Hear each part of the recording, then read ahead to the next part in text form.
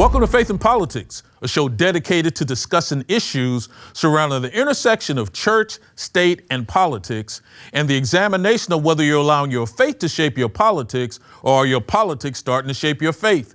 In other words, what do you do when God and government come face to face? I'm your host, Orland Johnson.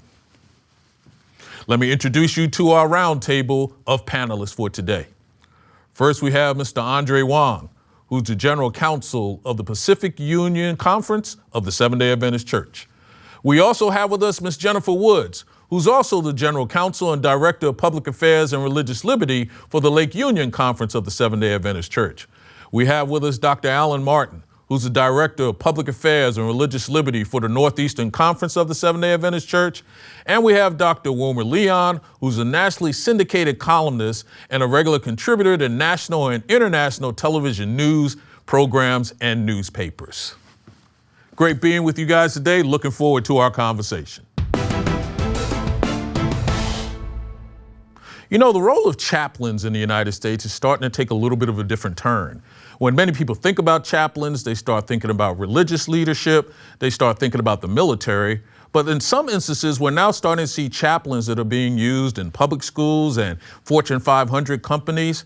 And there's an atheist group that's urging a California city that recently just prohibited chaplains from even praying in the name of Jesus to really just end the practice of having any kind of city-sponsored chaplains at all.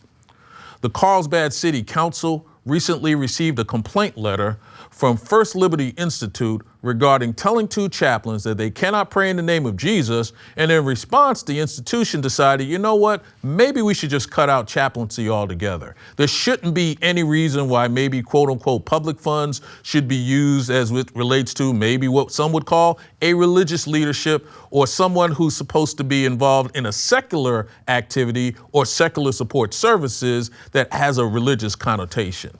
You know, Wilmer, on one hand, I kind of understand what we have going on here in that when people think about chaplains, immediately your mind kind of goes towards a religious concept of some sort. But chaplains seem to be having more of an expanded view. So now we have someone saying, well, if you're going to be there, you can't be praying in the name of Jesus. And now they're saying, you know what, maybe there shouldn't be any sponsorship at all. You know, when we think about this, and obviously this is a question of maybe we're looking at taxpayer money or a combination of church and state, how do we navigate through this, and what's your general thoughts on that? Well, first of all, to your point, the whole concept of chaplain has expanded beyond being tied strictly to a religious faith tradition now to encompass even philosophical organizations and thought. But what this all raises to me is intolerance. We are becoming, under the pretext of religion, more and more intolerant. What is wrong with being in a space where someone is representing or praying to a different religious tradition than you're used to? Because at the end of the day, when you break it down to the fundamental tenets of the four major religions, they all basically believe in the same thing. Love others as yourself, do unto others as you would have them do unto you. So the label that one wants to put on it, it just seems less religious and less tolerant, because last I checked, Jesus was a fairly tolerant guy. It's less tolerant than more tolerant. And so I don't understand why, under the pretext of religion, we are becoming less tolerant.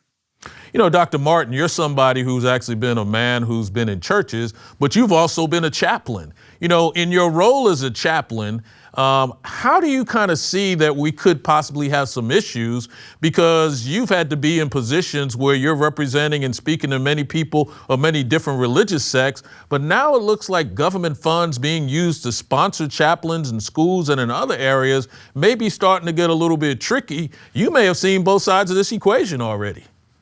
Well, yes. I'm a professional chaplain, and one of the core principles of being a chaplain is you have to recognize spirituality, whether a person ascribes or has a particular faith or not.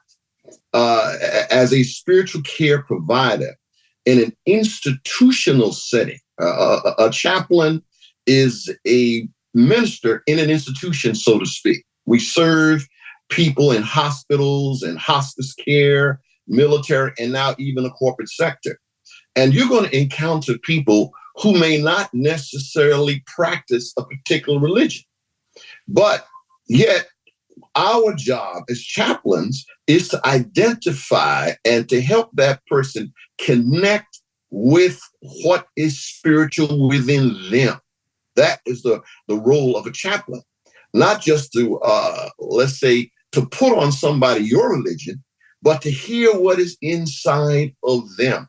And there's a new term out there that we're using. It's called a secular spirituality, where there are a lot of people who may not believe in God as we know per se, but at the core essence of their being, there's deep meaning. There's something going on where they're connecting to what is the existential reality in their life. So therefore, as a chaplain, we have to be able to deal with all people, whatever their faith or religious may be or not be. Andre, one of the issues here is that there's a question, well, if you are a chaplain, do you view the world and its problems through I guess what I would call a spiritual or even a religious prism? And as a result thereof, you have a group of atheists that I guess are really saying that chaplaincy cannot exist unless it comes through that prism. And if it comes through that prism, then it's contrary to what they believe, it sounds like. Yeah, so as both Dr. Leon and Dr. Martin mentioned, there's both a spiritual component and also a practical component, because you have chaplains that serve in police departments, fire departments, hospitals, military. Chaplains come into play at a point of trauma for both the first responders and the victims that they're responding to. So chaplains provide more than just spiritual support. They're there to provide encouragement, counseling, support to resources. There's a lot of other practical applications that chaplains do in the field.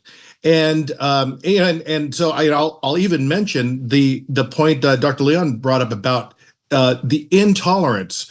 When I meet with other clergy of other faiths, whether it's Buddhist, Muslim, Jewish, I make a practice to say, sir, will you pray with me, but pray in your own language and in your own tradition. And I have been blessed literally with some of the most powerful prayers of other faiths.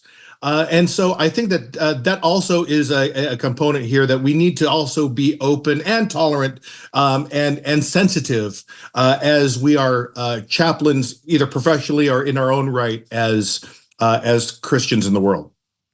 But Jennifer, one of the concerns, as you can imagine, is that chaplains, to some degree, just by their designation, have received a certain amount of religious training and have been required, even prior to becoming a chaplain, demonstrated where you have done that in some form or fashion.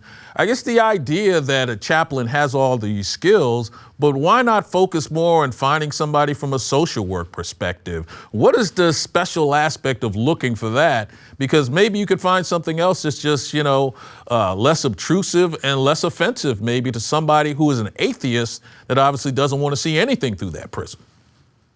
Yeah, Orlin, and I think that raises a good point, and that is that we have to broaden our understanding of who chaplains are, right? I think for most of the public, we think of chaplains in the Christian context as being clergy, but there are humanist chaplains, right? There are atheist chaplains who provide moral support and moral comfort. And I think that it's important that we make sure that we have a diverse chaplain population to serve the diversity of beliefs that exist within our various populations that chaplains serve. And so it's more than just being a social worker or a counselor, right? They're offering some kind of spiritual or moral guidance that isn't necessarily Christian-based or, based on religion in and of itself, but it's different than just social work or than therapy and counseling. So Dr. Martin, you're out there and somebody comes to you and say, Doc, we don't mind if you pray, but we want to make sure you don't say in Jesus' name. How do you feel about that? How does that rub you? Does that feel like they've taken away some of your superpower? Or how do you move forward with something like that? Case in point, in one of my institutions where I served as a chaplain, I encountered a gentleman who told me at the very outset, I am an atheist. I don't believe in God. And one of the first things you have to do as a chaplain is you set a stage where people are comfortable with you. Whatever their religious perspective may be, or whether they don't have one or not, you have to make that person feel comfortable. Sometimes they're testing you. They want to know whether or not you're going to accept them for who they are. The first responsibility of that chaplain is to help that person be comfortable with what and who they are in the moment. Okay? And you'll be surprised. Some of these people, I met one gentleman, I met this gentleman, and he thought I was not going to pay him any mind. I made it my responsibility to visit that gentleman every single week. Because here's what I've learned, even with people who may claim to be atheists, or, they don't really prescribe to a particular faith and so forth, at the core level, as a human being, all of us need a special degree of support when, as my brother says, we encounter trauma. When we're dealing with some life crisis, it's going to come. And whether you claim to be a Christian or Buddhist, whatever, at that time, you may need somebody. My job as a chaplain is to walk with you, not just to declare what I think you should be, but to be with you in your moment when you need that critical support. Leon, it sounds like the real issue is, Doc, that we need to help the society to have a better understanding of what the chaplain definition really is. Because I think right now that nomenclature, people immediately think Christianity, religion, don't want to have anything to do with it. It seems like maybe society doesn't really understand what's going on in this broader view. I think that's a very, very good point.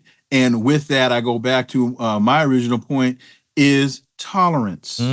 Yeah, Andre, that tolerance thing seems to be what's slowing us down at all times. No one wants to allow anybody else's point of view. It's either my way or the highway. You're either left or right. You're either, going to be blue or red. That's where we are, I guess, today. Yeah, and as Dr. Martin can attest, I hear from chaplains, they will say that many times when they respond to a scene, they will say, I am sometimes the only person of support that this person has. I am the only person that will walk with them through this journey, this trauma they have just been through.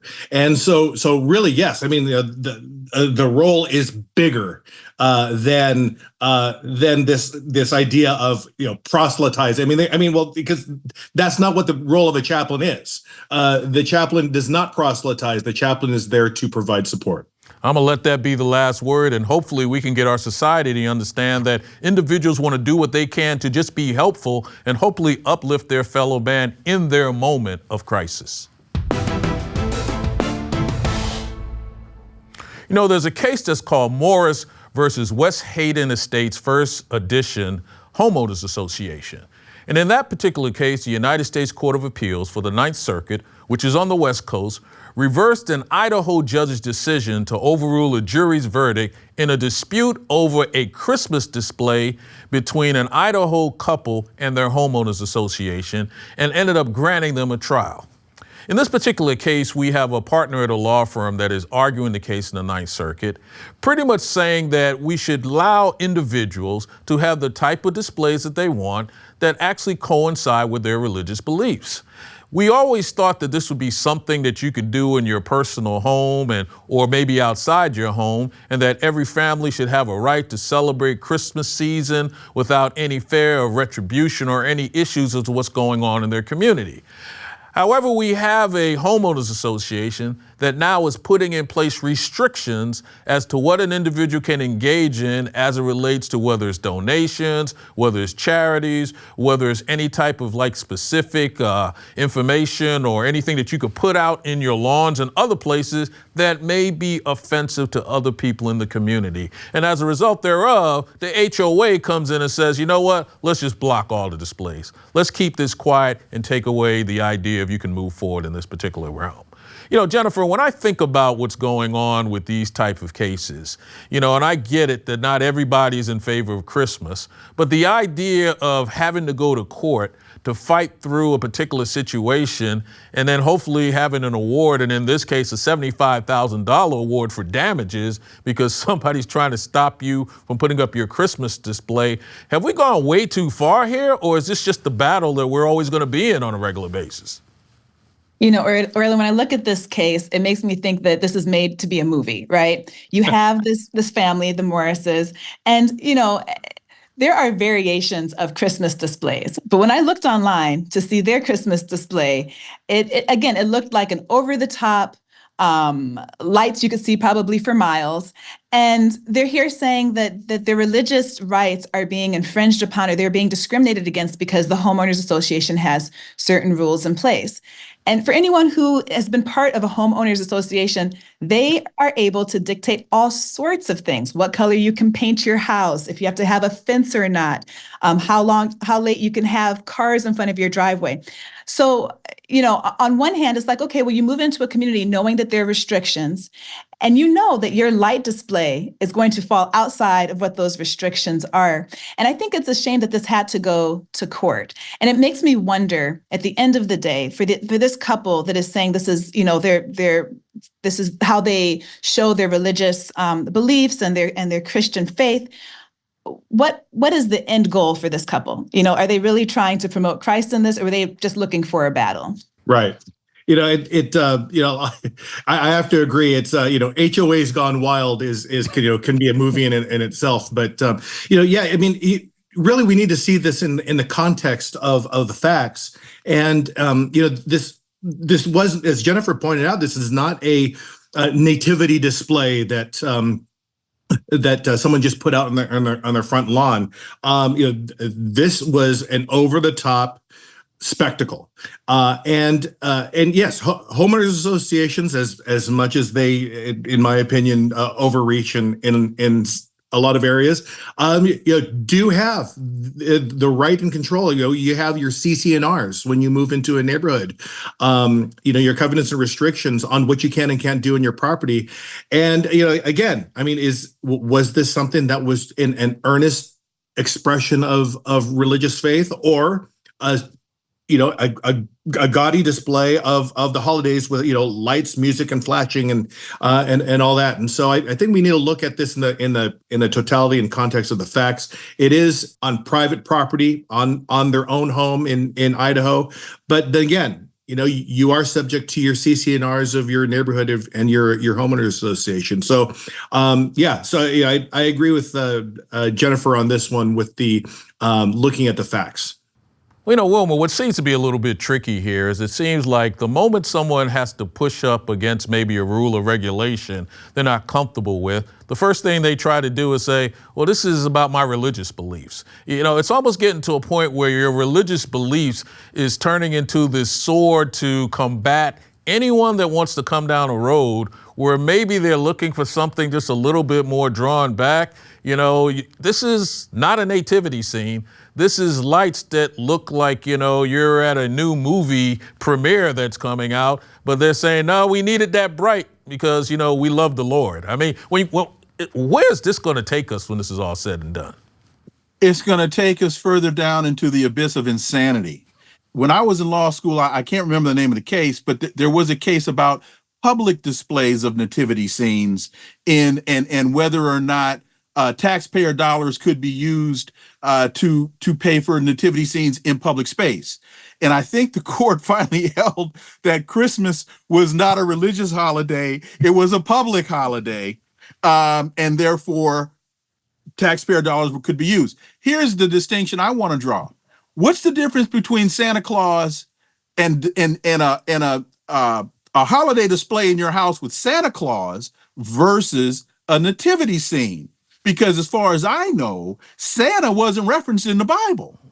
So that to me is a huge distinction, taking us away from the religious aspect of Christmas to the more commercialized aspect of Christmas. You know, Doc Martin, I can imagine that, you know, you've been in churches where some churches actually will have Christmas decoration, some won't have Christmas decorations. And I guess, you know, trying to help congregants to sometimes understand the difference between a holiday and something as religious, I imagine you probably have had to preach a few of those sermons in your time. Well, you know, it's always for some people a point of controversy simply because, you know, we do not always have, many of us, a practical approach to religion. You know, we want to put on God certain things that don't belong on God. Yeah, I mean, that's what I see as a pastor sometimes. And we have to help people sometimes to have a broader understanding and perspective of exactly what it means to serve God in the time of celebration. There's nothing wrong with us having decorations and Christmas trees and all that kind of stuff. But I think we ought to do it within perspective, a balanced perspective. Now, I was listening to my colleagues on here about the HOA situation. I'd like to stick a pin in there for a moment. The question that emerged in my mind, I was listening to you, is, well, what did you expect when you moved into this neighborhood? To me, if you had these particular values and wants, why didn't you check that out before you decided to be a part of this neighborhood? Case in point, real quick. You know, I have a home in Florida, and we have an HOA, and the HOA has certain rules in regards to animals. Okay. And certain dogs you can have, certain dogs you can't have. They don't want you to have farm animals and all that kind of thing. Well, I have a neighbor next to me. He decided that he was going to have a chicken coop in his yard. All right. And so one day, my wife and I look out, and Mr. and Mrs. Chickens come strutting across the lawn. and they were digging up the lawn because, you know, chickens were looking for insects. And I mean, they were tearing it up. It was tearing it up. And he allowed those chickens to walk up and down the street, go all the way down wherever they wanted to go. And so the HOA had to step in to say, look, sir, this is not according to the policy that you agreed to when you moved into this facility.